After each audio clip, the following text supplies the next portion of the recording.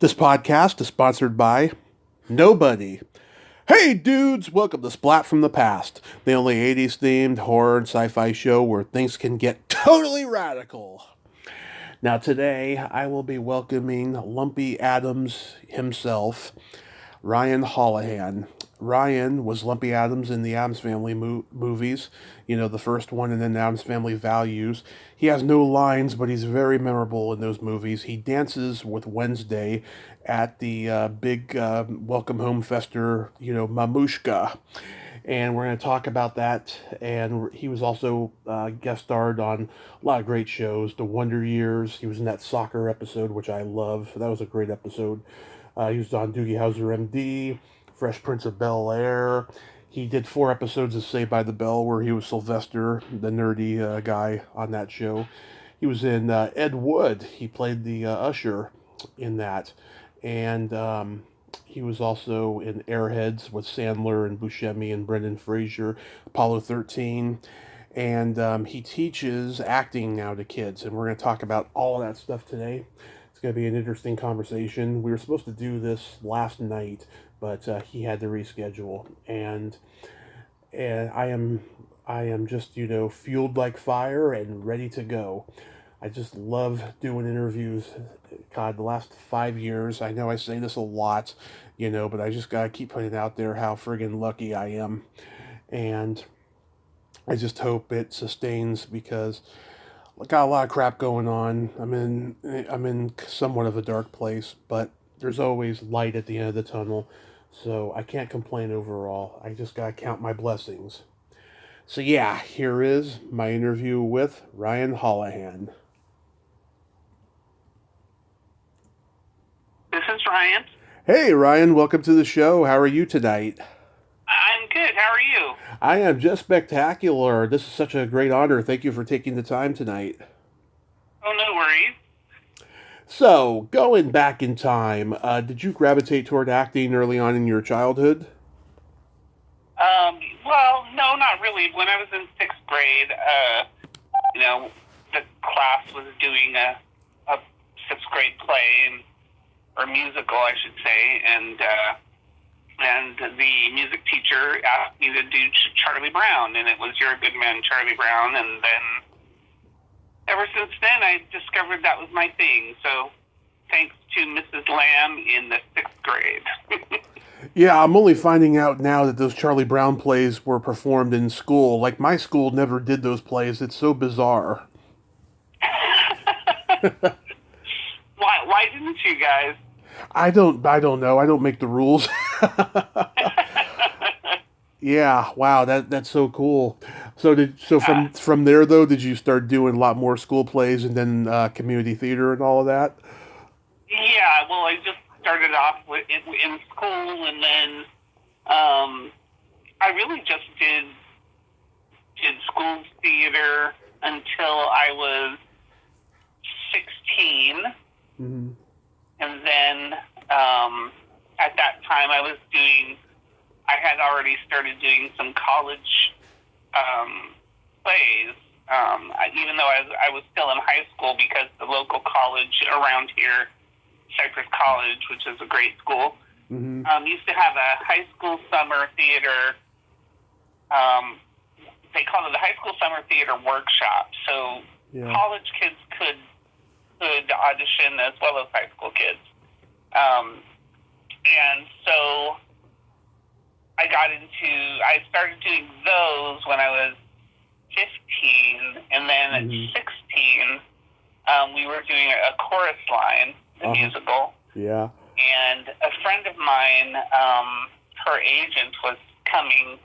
Well, actually, it was her sister's agent from LA was coming, and I said, "Oh, I'd love to meet him after the show," and because I was kind of looking into all that and getting an agent and everything. And after the show, I met him, and he invited me to his office, and he said, "I'll send your picture out." And he did, and my first role, actually my first audition, Mm-hmm.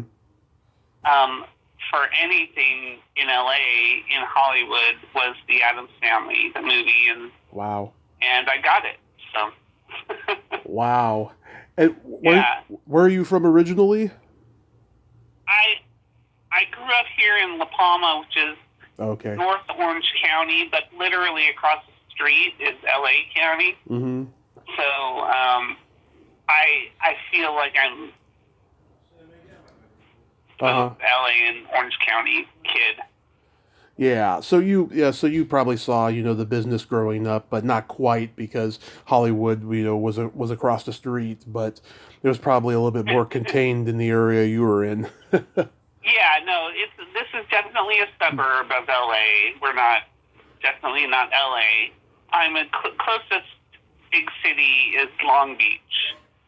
So, but at the time when I started doing the LA stuff, I was going to the Orange County High School of the Arts, which was in Los Alamitos at the time. And a lot of the kids that were in the chorus line were from OSHA. And so my senior year, I got the Addams Family and I filmed it, and it was pretty cool. Yeah, so did you just audition for Barry Sonnenfeld? Yes. Mm-hmm. I did not audition for him in person, ever. I auditioned for him on film. Yeah. So I never saw him until I showed up to the set. So. Had you seen the script before you got on set? I mean, was it already written that Lumpy Addams was going to be dancing with Wednesday at that party? Yeah, that was it. It was actually written as. So the scene was actually a big musical number to begin with, I believe. Mm-hmm. Danny Elfman was, writing the music and all that. And one of the reasons I was cast is because I did musical theater. Mm-hmm. And they knew I could dance a little. So that was partially why I think I got cast. Mm-hmm. Yeah. But the big number ended up kind of getting cut. So there you go. Yeah, I was going to ask you if you had more to do, because you just have that moment, and you didn't even have any lines. Right. Yeah. Wow. Yeah, because that was just so bizarre. Here he is, probably like 18, and Wednesday's like 9 or something, and he's dancing with her. Yeah. Well, I mean, they never said how old he was. I mean, I just assumed. Mm-hmm. The character was about my age, which was 15 actually, I think, at the time. Yeah. When the movie came out, I was 16, but when I filmed it, I was 15. So. Yeah, and your face was just so priceless when Morticia said, "Just look at you, all grown up." Yeah. Well, that was. She looked like an angel, Angelica, in her costume, and it was really a magical set to be on, and that reaction was. I was so amazed to be there on that set. That was the most expensive film ever filmed at the time. Right. So. And it was also an Orion picture, but it got sold to Paramount. Right. Yes. Yeah, because they're having their bankruptcy problems yet. Even though Silence of the Lambs was coming out, soon, and Dances with Wolves, it was going to save the studio for a little while, but not that long. But got sold to Paramount. Yeah. Did you interact with the twins, Flora and Fauna? I did. They were very nice. Darlene.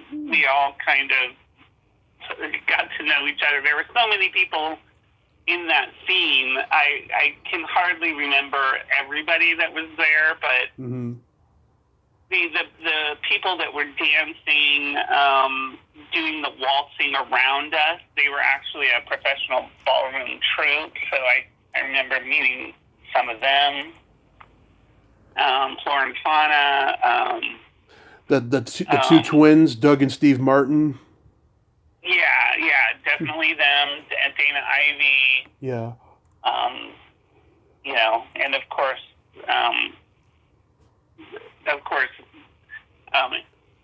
Christina and the guy who played Pugsley, I forget his name. Jimmy Workman. Jimmy, and I actually was still in high school. Funny thing about that is since I was still in high school, I technically still had to go to school when I was there. Right. So it was just me and Christina and Jimmy.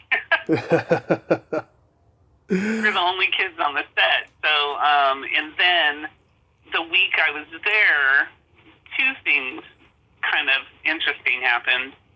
One day during one of our school sessions, Christina comes in and she's excited. She's telling the teacher, and I forget who the teacher was, but very nice. But she was telling the teacher, Cher just sent me my birthday present. It was her birthday that week, and she got some diamond earrings or something from her, which was nice, Yeah. And then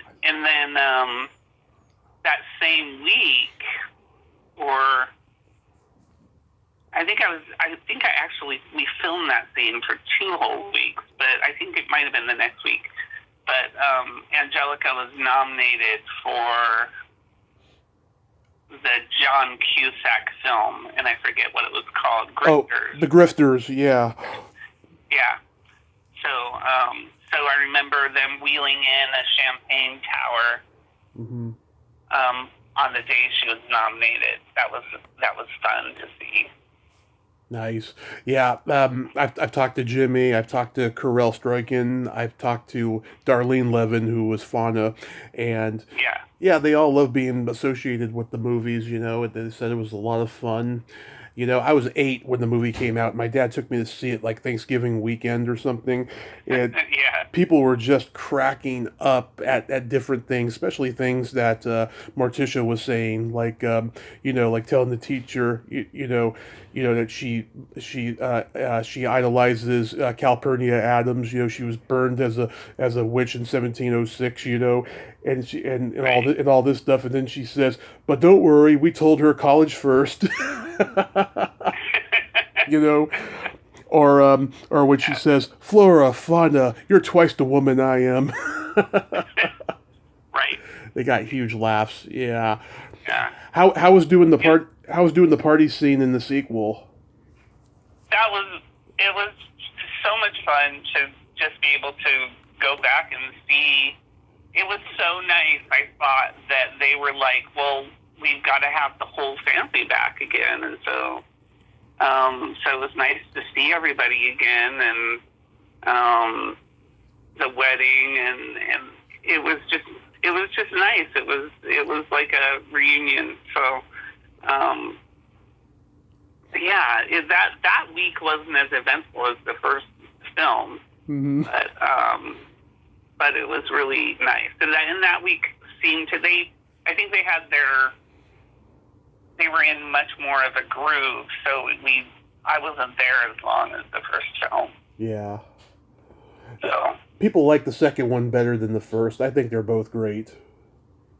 Yeah, I mean, there's so many. I think there's great moments from both, but I think people really love when the Addams are out of their element and they're dealing with the real world. And in the second film, I think they're dealing, because that's the one where they go to camp, I believe. Yes. Yeah, the second one. Yeah. I think that's why it's more popular. I mean, I remember, well, my whole life, people would always bring up the whole Wednesday camp thing, and the line, when someone asks us, who wants to be the victim? Oh, yeah. The little blonde girl next to her goes, I'll be the victim. And Christina goes, all your life. Yeah. It's just a great, Yeah. that's a great line. Written by, now I forget his name, screenwriter, but a magnificent playwright who wrote Jeffrey and all that. I mean, there's just some really great lines in both of the films. Paul Rudnick? That one in particular. Yeah, Paul Rudd, yeah. Yeah. Not Paul Rudd. Paul Rudd. Paul Rudnick, yeah. Rudnick, yeah. Yeah, and of course, Pugsley in the turkey outfit saying, eat me. Right. I mean, there's great... Oh, and Barry is in that. I love that Barry put him and his wife are in that. Did you know that? Mm-mm. I'm not surprised, though. I'm not surprised, though. He does have cameos in his own movies. Yeah. I don't think he was in the first one, but I could be wrong.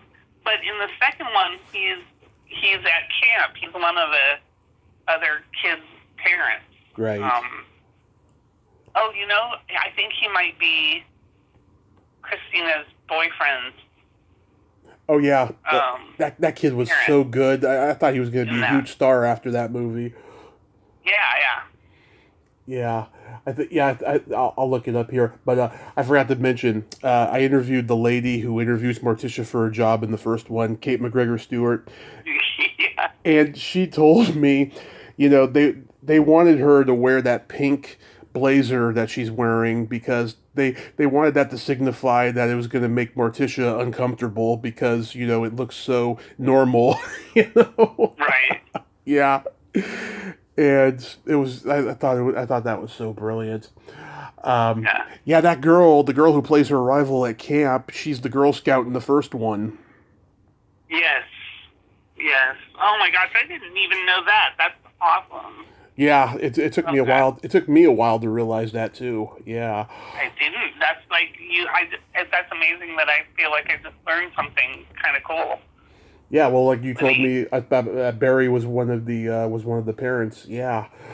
Yeah, he falls back. I think during the turkey scene when Wednesday and Pugsley attack. Yeah. Look. Okay. So he's the passenger on the toy train in the first one.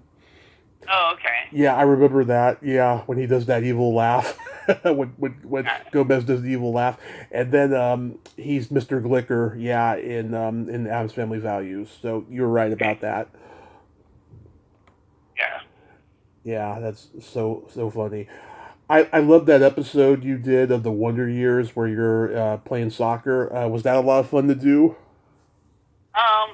It actually was not fun. Really? And here's why. Uh-huh. Not because of the production was great. Everybody on the production was great. It was the hottest week of the summer that we filmed that. Yeah. And you know what? Wait, never mind. That's not that one. Oh. I filmed something very similar. No, that was fine. That was fun. I was getting confused with another TV film I did with Bob Saget, but I'll tell that story later. But no, Okay. The Wonder Years was great. It was really fun, and I think Tommy Schlamme went on to be a big director. Right. Directed that. He was great, and yeah, it was good. Paul Dooley must have taught you something about acting. He's one of the greats. Yeah, definitely. Yeah, Bryce Beckham from Mr. Belvedere. He that show had just ended, like I think a year or so before. Yeah, you guys did a good job with that episode. I like that one. That was fun. How was guest starring on Doogie Howser, MD? That was fine too. I was only there. That was a very short. I don't think I only met a few people from the cast, and I didn't interact with. I didn't interact with Neil Patrick Harris. I only interacted with Max his Casella. best friend, and I forget his name. Max Casella. Yeah, so I think I only met him that day. So it was fine. It was a fun, quick job. The job I was thinking about that wasn't fun was the TV movie of the week that I did with Bob Saget. It was for when they tried to revive the Disney movie of the week, or Disney something, Disney, forget what it was, Sunday night film or something. Uh-huh. And it was called Father and Scout, and we filmed in Griffith Park, and it was like 102 degrees, and people were getting heat stroke, and it was awful.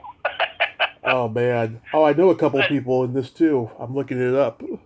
Yeah, the Bob Saget was, I'm telling you, I always tell everybody this, Mm-hmm. and God rest his soul. Yeah. He was, there's few people I think I've met that were such big, huge stars at the time, Mm-hmm. but he was genuinely one of the nicest people I've ever met, one of the nicest humans. Yeah.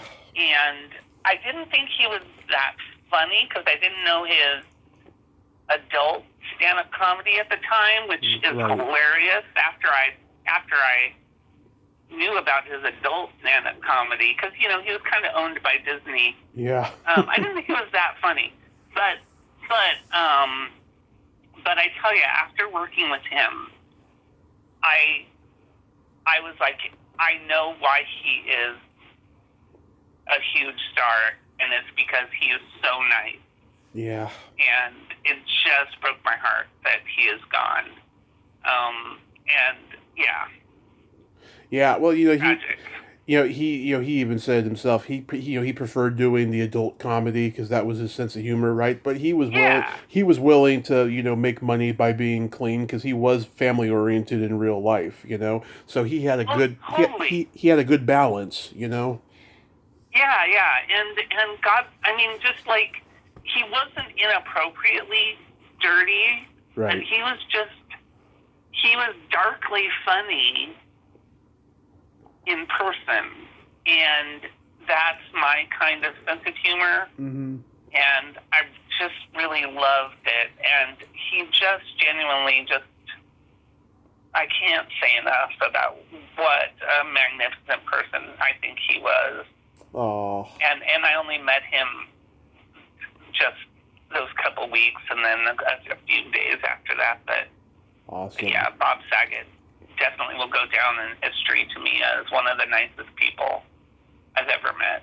Yeah, I haven't heard one bad thing about him. One bad thing. Yeah. I interacted with him on Twitter a couple times, and I used to watch his podcast on YouTube, and he actually loved some of my comments that I would post. So that's the extent of my interaction with him. I did see him live about 5 years ago, and he was hilarious.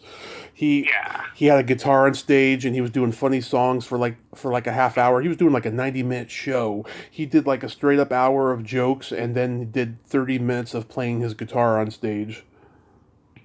Yeah, he's great. And I have to say one of the reasons why he probably was so humble, mm-hmm. so great, is that his family has had some tragedy in it before that. So I think he always appreciated life, and what he was able to do while he was doing it, whereas some people don't appreciate the fame and the notoriety right while they have it. Yeah. So he definitely did. You did 4 episodes of Saved by the Bell. I'm a huge Saved by the Bell fan. Always have been. Yeah. How was that experience? Did you get to see any of the scandalous stuff that people have reported over the years? No, and that unfortunately was just speaking of the things that I didn't appreciate while they were happening. Yeah. That was something that, first of all, I never watched that show before I filmed it. I didn't even know what it was mm-hmm. until I was at work one day, because I had already started. I was 16, I think, and I was working at movie theaters by by chance, and also auditioning the edited stuff. And I said, I have an audition for a show called Saved by the Bell, and someone said, that's on Saturday morning. I'm like, it's a kids show? And they're like, yeah. Yeah. So I was like, okay, well, I'll go. And I got it. And then they kept asking me back. And I was actually supposed to be on a few more episodes. Mm-hmm. But I was nominated for some theater awards, and I was like, no, I want to go to compete for this award, because it was like a college theater award. And so I actually turned them down for a couple of episodes, which was so stupid of me. Yeah. But and my agent was like, well, they might not ask you back. And I was like, well, I'm sorry, but I really want to go do this. And so yeah, but it was great. It was a good time, and everybody, I didn't notice any drama. Mm-hmm. There was some strange things I did notice from Dustin's parents. They were around him. Yeah. A little bit too much. That's the only thing I noticed. Mm-hmm. Like, I didn't notice any of the others' parents hovering. But Dustin was the youngest. Right. But they were just there. So I didn't notice that. And after the show, because Dustin and I were kind of the same nerd type, I would sometimes see him at auditions after that, and he was always still with his parents.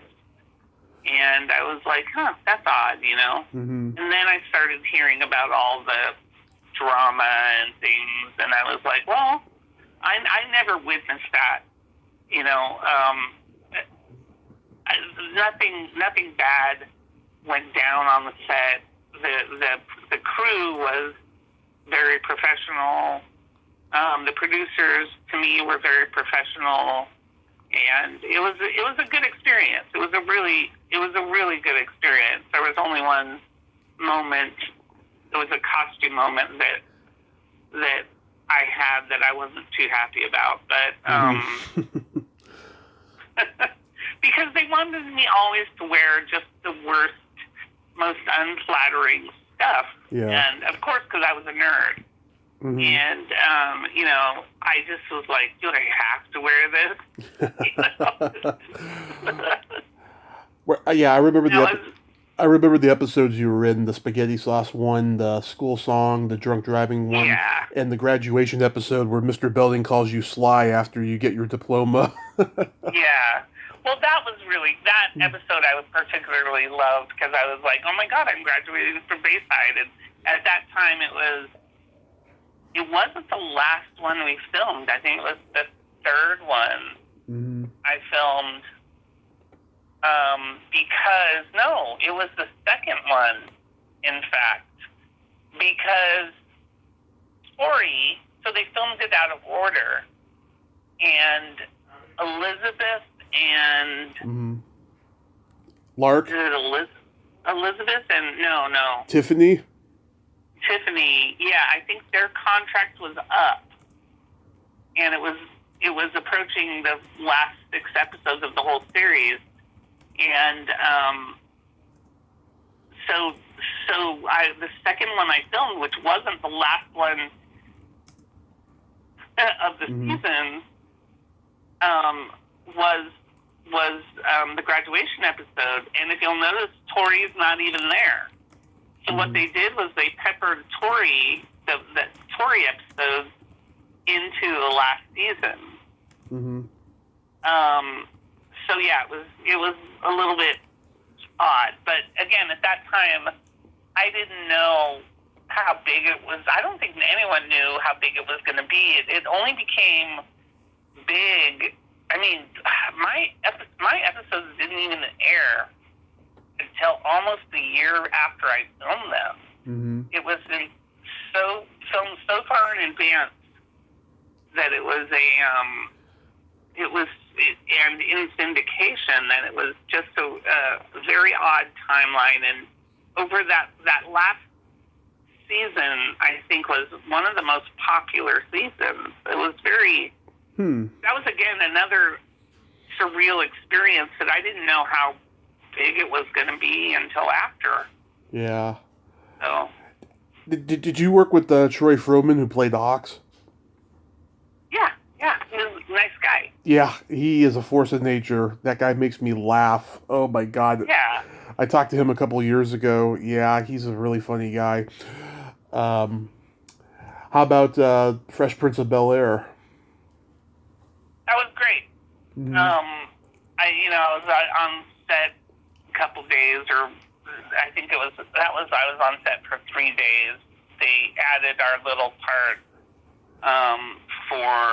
because I was just in the geek fraternity, and we have we're doing rushes and stuff. But I do have a funny story about Will Smith that day.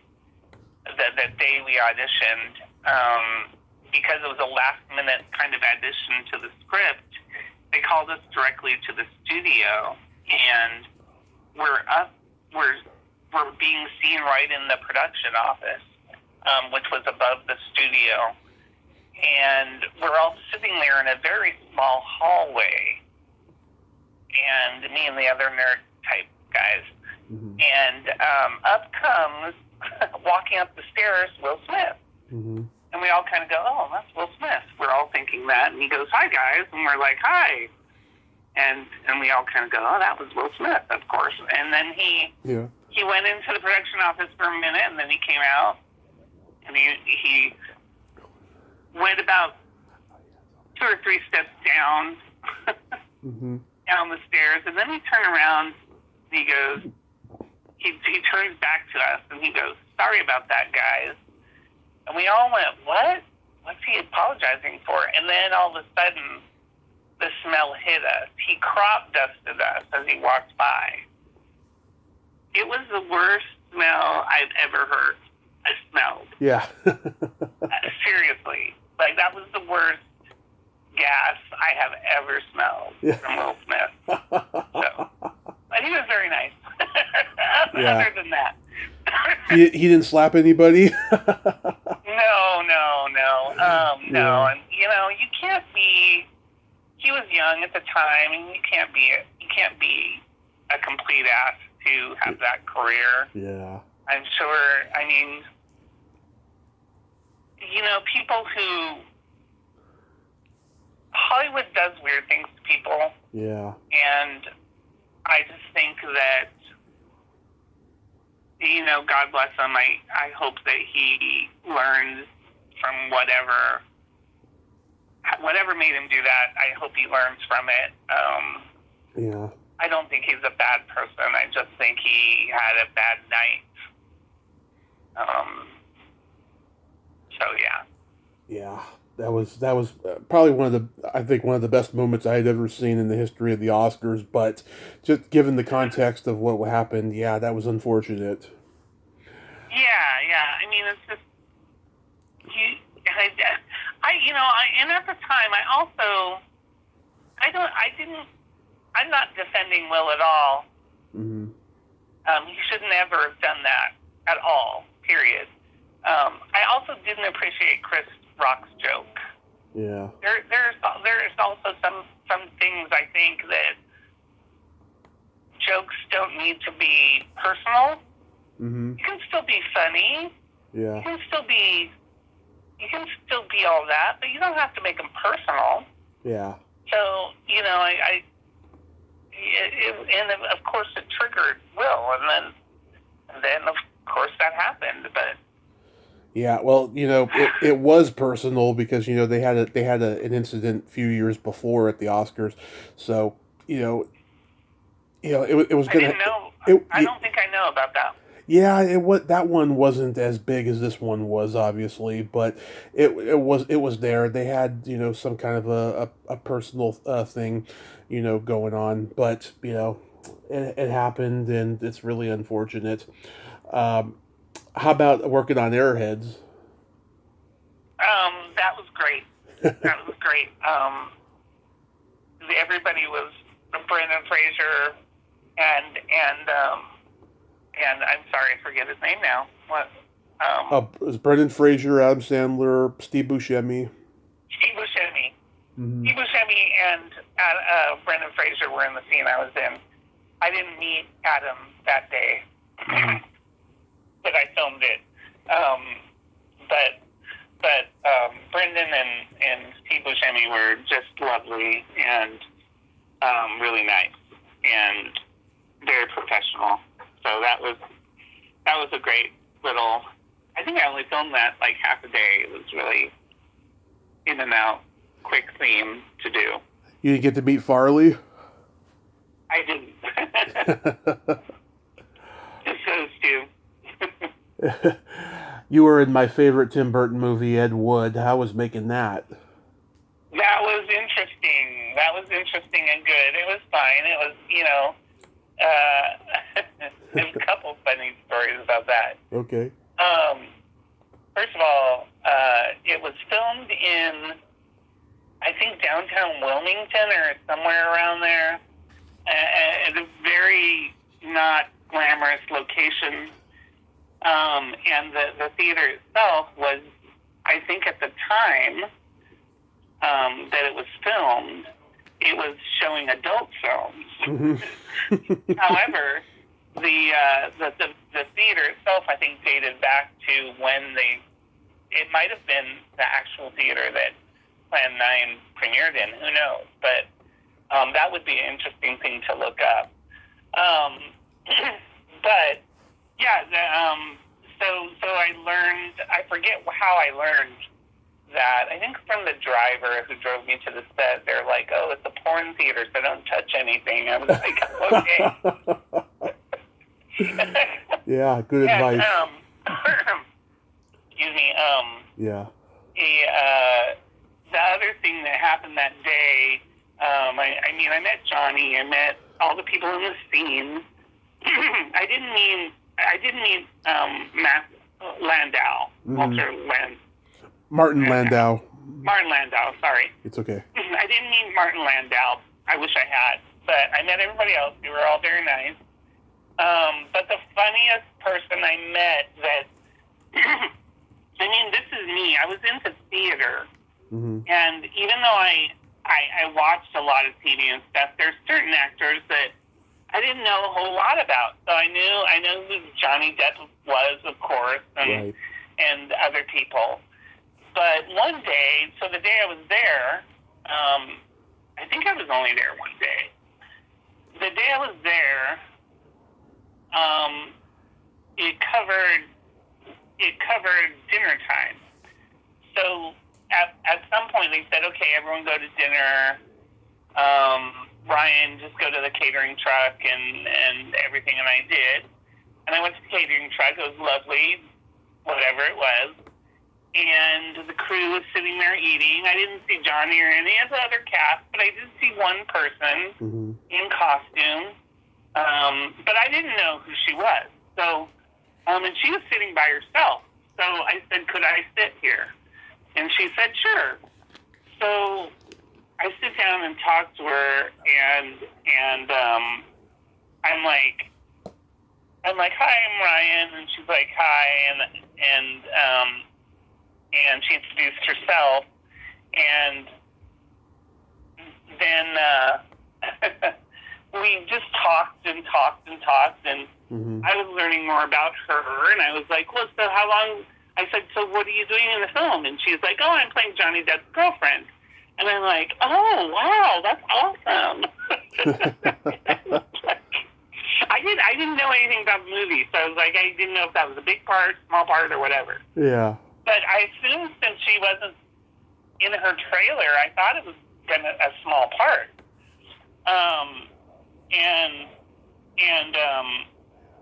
So, but the funniest comments I remember saying to her, asking her, I'm like, so how'd you get into acting?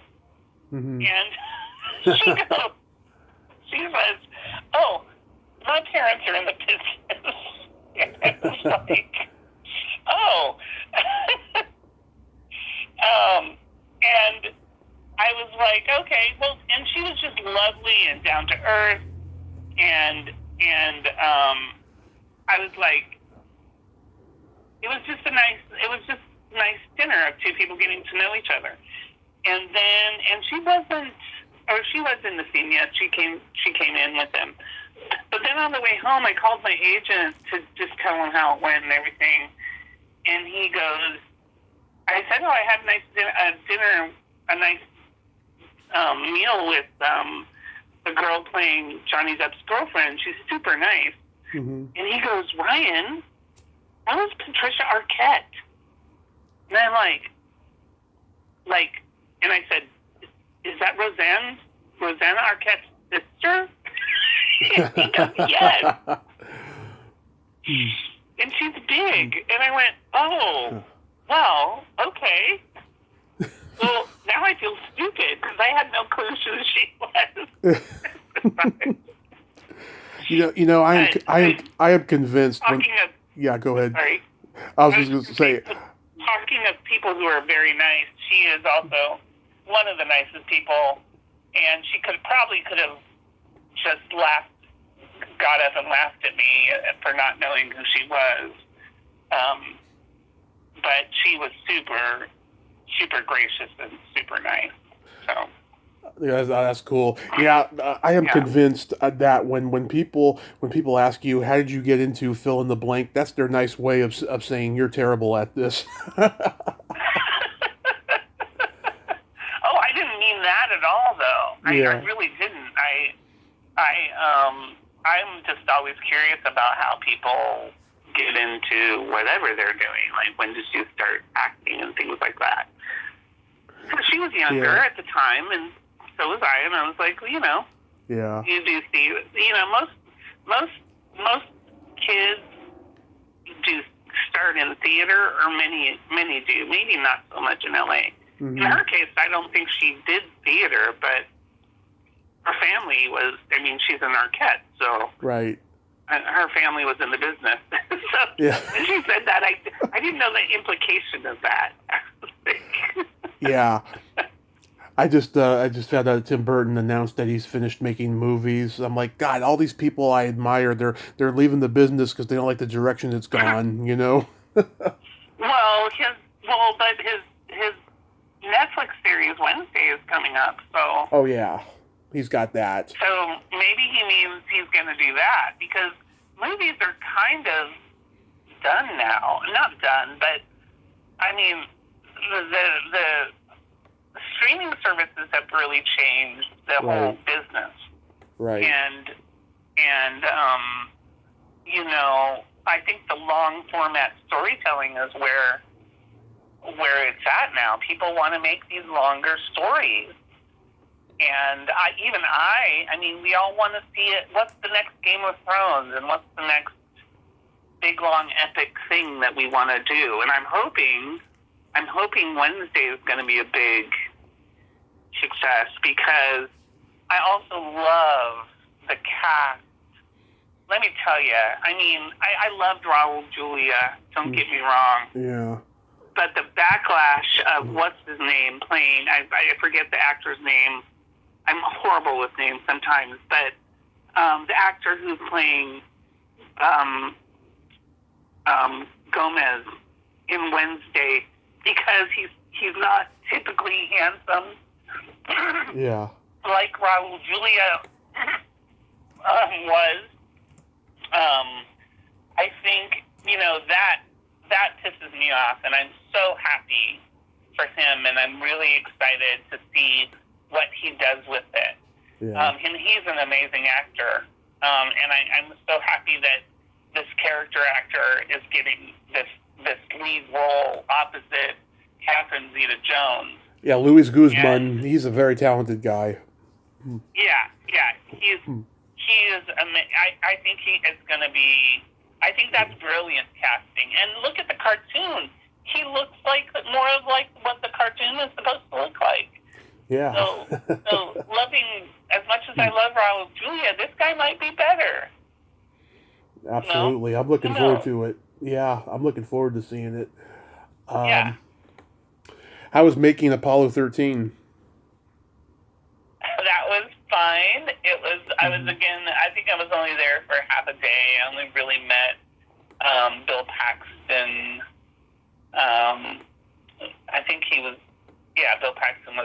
in the control room with me. Yeah, I was only in the simulator room scene, so that was only a one-day thing. Mm-hmm. And so I didn't really meet hardly anybody. I think Kevin Bacon? Yeah. I think Kevin Bacon was there. But I didn't really interact with him, so I don't really even think I met him. And I had a line, but they cut it. It was just technical mumbo jumbo that they could easily cut. So, Mm-hmm. yeah, I was like, it was nice. It was nice. I wish I had met Tom Hanks, but. You then worked with Clint Howard, Ron's brother, in The Ice Cream Man. Yeah, again, I didn't even meet him that day because he wasn't in the scene I was there in. So, and again, it was like a one-day shoot. I went and I filmed it, and I was done. And I was like, oh.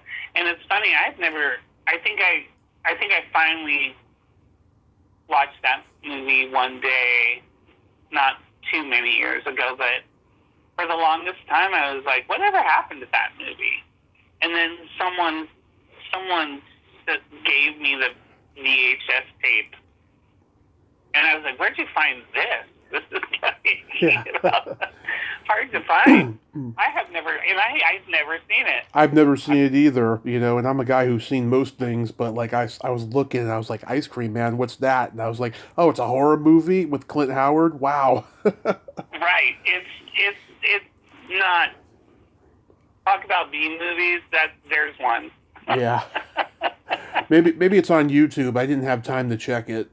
Maybe, possibly. I don't even know. It's on YouTube. You did an episode of Unhappily Ever After, and I'm close friends with Stephanie Hodge. Did you work with her? Remind me who Stephanie played. She was the main character, the wife on that show. She's great. She wasn't in the scenes I was in, so I didn't really directly work with her because I was at the school that Nikki Cox, that's her name, I believe. Yeah. That Nikki Cox was going to, and Nikki was suing my character for sexual harassment. I don't remember the circumstances, but. Oh, actually, Stephanie was not on because they fired her after the previous season, and so the last season was without Stephanie, unfortunately. So no, she wasn't there. Got it. Yeah. Why did they fire her? Stephanie, she's a purist. I wouldn't necessarily call her a diva because she's not a diva. She's very easy to work with and stuff, but like. She was just saying, I don't like the direction the show's going in, and all that stuff, and so they let her go. Oh. Well, I mean, to me it was, I described it as, because I didn't watch it too much. It was fine. I think everybody on the production was fine. It seemed like it was a little bit of a copy of Married with Children with a Puppet. Same guys, though, Ron Levitt. Yeah. Yeah. So, Bobcat was very nice. Nikki, I think him and Nikki were dating at the time. I think so, yeah. Which was odd. But the story with that episode, number one, it was very frustrating for me because my character had to mumble through the whole thing. And it's very, very difficult to come up with nonsensical words. I mean, I didn't have anything written on a page other than mumble, mumble, mumble. And I had to do a whole testimony or something. I remember being on the witness stand or something, and I had to mumble lines, and I was like, well, can you tell me what I'm supposed to be saying? And so I had to try to make these things up without saying words, which was really, really difficult. So that was the only frustrating thing of that shoot, I remember. And I did learn, Nikki Cox was very nice. I saw her memorize a monologue in she must have some kind of photographic memory, because we got these new pages and she looked at it for a few minutes and then she did this whole monologue, and I was like, well, that's why she's, got this part, probably. I don't know. But she was very smart. That's what my point is. I was like, wow. Yeah. And because she's playing the dumb girl, kind of the Christina Applegate part. But no, she was very, very smart, and I remember watching her memorize that, and I was like, and she gave a performance of a monologue, and I was like, wow, that's amazing.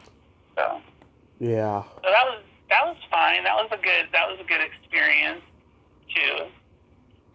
So I know that you teach acting now, but did you give up on camera acting? I kind of did, yeah. Here's my thing about it. Being a character actor, being I was, typecast as the nerd, and I was like, you know what? Mm-hmm. I cannot get over. I can't battle I don't want to battle my looks so much. Mm-hmm. And that's what Hollywood is based on. It's based on what you look like. So if you're not a certain type, they can find whatever type they want. So when they say, I need a nerd type, they'll only cast the nerd type, or whatever that image is. And unless you know people, and I just wasn't in the know. I was not a known commodity of I wasn't in the business so much that people would give me a chance to get read for different things. So it was only the nerds that I would audition for. And at some point I got burnt out on that, and I was just like, well, I don't want to do this anymore. Mm-hmm. Because it means so much more to me. And so I did theater, and I started running a theater, and then I eventually went back to school and got my degrees, and then I finally got a master's degree, and now I'm teaching it, and I love it. And I still love theater. I love film and TV. I do. Don't get me wrong. I would love to go back and do it. And I'm a completely different person now. I'm not as skinny as I used to be. I don't think I'm nerdy as I used to be. I'm still a bit of a nerd and a geek, but I think I'm much more of an interesting person than I was, and I'm much more mature in retrospect of looking at the business. But I did get burnout, and I was angry a lot because I wanted to be more. I wanted to do more, and I just couldn't get over the hump of what I looked like. So that's that. So you get a satisfaction teaching that you don't get from acting. You would say probably. Yeah, and I still act and everything. I've been directing, and I really love that. I'm a storyteller. I don't really care if I'm on stage or off. Mm-hmm. I want to tell a story. So that's what gives me joy. Mm-hmm. So now helping others tell a story is really a passion of mine. So yeah, and kids, I love kids, so I like teaching a lot. Do you write at all? No, I don't do much writing. I've never felt like confident in that area. I've written some things, and I've adapted a couple of things, but I haven't written any. I have tons of stories in my head all the time. Mm-hmm. I just am not good at seeing through a whole script. I admire authors so much because it's just so hard to tell. That's really the essence of storytelling, is what's on the paper. And I mean, I'm a book reader, so I read so much, and I'm like, I wish I could do this. That's one thing. You know, if I ever get another life or something, I would like to hone that skill a little bit more. I don't have time to right now, but I would like to write more. I just don't. And there are things I would like to adapt more than writing my own stories. But if I had a team of people, if I was a big star, I could definitely think of a whole bunch of stories that I could tell. But I would need help writing an actual script for them. I think you got a good story there, you know, successful character actor who has to, you know, find something else to do in the business because roles aren't coming to him due to typecasting. I think that would be a good piece, you know, maybe add some drama to it, you know? Yeah. You know, my life is such a long, I mean, I'm almost 50 now, and to get to the point of where I have been, and I've gone through so many stages of different things, it would have to be a mini-series. Yeah, what they call them now, limited series on Netflix. Right. Yeah. Right. But I understand, you know, again, going back to Hollywood and acting, you know, it can be very detrimental to people. I think it's horrible when things happen, you know.